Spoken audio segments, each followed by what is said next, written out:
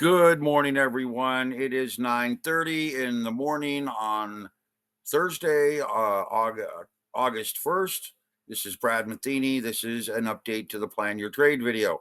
This morning's update, let me come over here and go to the SPY, was a very telling breakdown in the market, getting set for a rally phase. You can see this big, long, deep move, much deeper than I expected. We come in here for 10-minute charts. You can see this pullback. I expected a moderate pullback. We have seen a very substantial pullback. We are essentially in bearish trending. I want to point out, though, that the base rally pattern that's set up today is in a trending mode, and we have almost filled this gap. So let's take a look here and come into this mode here with the rectangle, and you can see that we have this very broad price gap right in there that's setting up, and we have almost filled it. It is very likely, as I indicated earlier, that we would attempt to try to find support near this dash and dot level. You can see that we are below it. Those are long-term support. We're chasing down into this lower range. We will probably see a bit of a blip into this gap fill area and then find some support and try to rally back out of this. This deeper downward trending potentially indicates to me that we have some news, which I have not yet been spending too much time checking things out. But I would suggest that we're moving into some sort of a sideways channel before we start to move up, and that I think that we could get one more blip down into this area, filling the gap, and then start to move higher. And that would make very key sense to me. Now, let's take a look at the SPY over here on this chart. Very clean downward trending all morning long. Very clean, solid downward trending all morning long. This is the 2-minute. This is the 5-minute.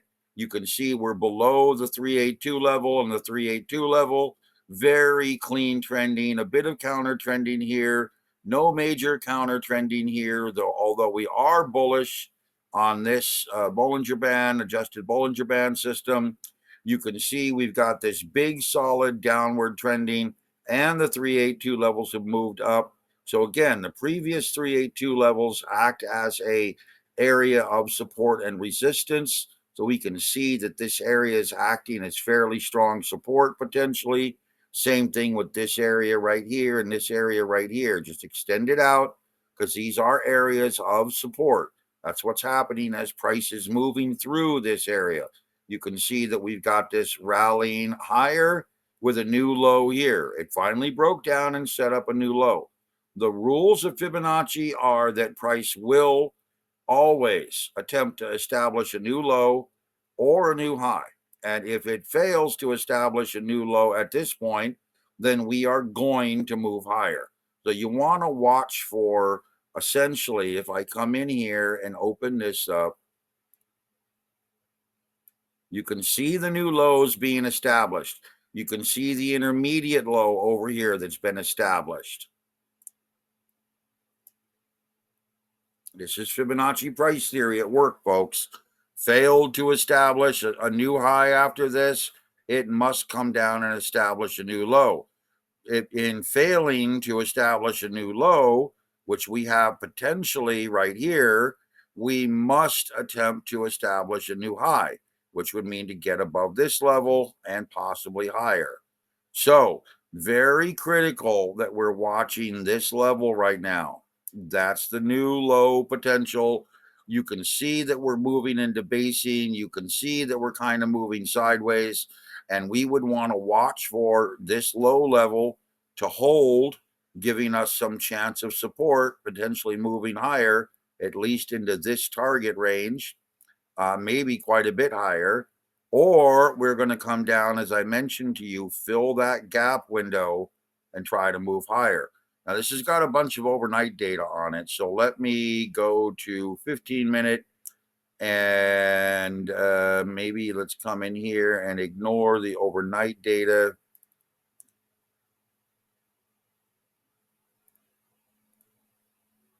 That way we can see the gap. And you can see here where the gap is. And of course, we have this gap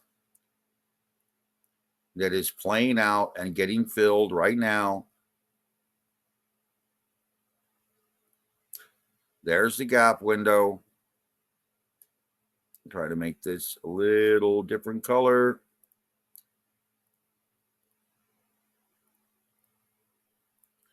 So there's the gap window. And what we would be looking for here, guys, is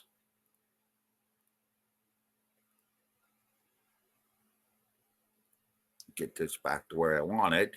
We'd be looking for a little blip downward, potentially right over in this area, not quite like this, but a little blip down, potentially like this, setting up a deep filling of the gap and then potentially moving higher.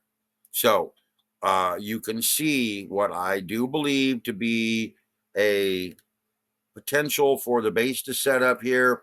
We are looking at this level here, as price must move above that level to establish a new high. Price must move below this level to establish a new low. Fibonacci price theory at work suggests that we are essentially in a downward trend below the 382 level. We're in a dominant bearish trend. We would need to see price reverse and move quite a bit higher. We're in the middle of lunch hour in New York. We still have 4.5 hours to go with trading, and we'll see what happens. We're just now moving down a little bit into this channel. We're going to see how this plays out, but this gives you a very clear outline of what's likely to happen next. And let's just real quickly come back over here. There we go. Look at that, setting up very cleanly to fill that gap window, or to attempt to. There we go. Want these in the front. Visual order, bring the front. Let's come over here and check out gold real quick. I know some of you are following gold. I love to follow gold. Gold is doing exactly what I thought it would do. We're really flagging out up near that channel. And the second thing you want to remember about price is that price only does two things. Price only does two things: A, trend, B, flag. Okay, so you can pretty much break down price movement into these two formats. That's all it does, guys. It either trends or flags. So here's trending. Give you an example. Here's trending. Here's flagging. Here's trending. Here's flagging. Here's trending. Here's flagging. Here's trending. Here's flagging with a false breakout. Broke down even harder, flagged for a couple of days, and then broke up. And now I expect it to flag for a couple of days. So price does only really two things. And I'm just kind of joking. I know that some people have been writing, especially after the last couple of days, that I don't know what I'm talking about. I've been doing this for 20 years. Yeah, well, okay, whatever. Price does only two things, and it follows Fibonacci price theory 100% of the time. So we're moving into this flagging formation. I don't see a real big opportunity in gold other than to the downside right now. I drew this area over here, highlighting what I thought would be our low around 2460. The reality is every time it pushes a little higher, I'm still under the belief that we're flagging out. We come back over here into our 10-minute chart. Now, granted, we had new highs today compared to yesterday. Okay, but you can see here, if we were to take a look at this chart and we were to establish some trending, you have a fairly defined flagging formation here across these lower channels, potentially then across here. Looks to be a fairly solid flag setting up. And then, of course, off of the current high here, coming potentially out over here. Now, this only shows about a day in this flagging formation. I'm telling you that there could very likely be a much longer term flag setting up out into this area. And okay, let's try to get this settled so I can draw with it. And again, you'd be looking at a much longer term flag, potentially out over here. And if my flag count is correct, you have a peak setup, a downward move, an upward move. So 1, 2, 3, 4, 5. And that would move us down into the 2460 area, trying to find support.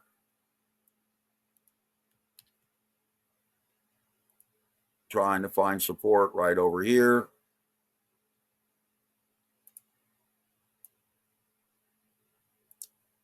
There we go, finally. Right in this lower flag formation here. So we may have kind of a dual flag here, setting up with the, you've got this rotation here, A, B, C, D, E down to here, resulting back in a secondary flag, resulting in support down in this area. And this puts us really August, maybe August 2nd, August 3rd in that area. And I think this flag has got to play out for gold right now after we've reached this extended peak. So be aware that this was a very big move. And that's the whole reason why I believe that gold is going to flag, is that this was a stupendous move higher for gold.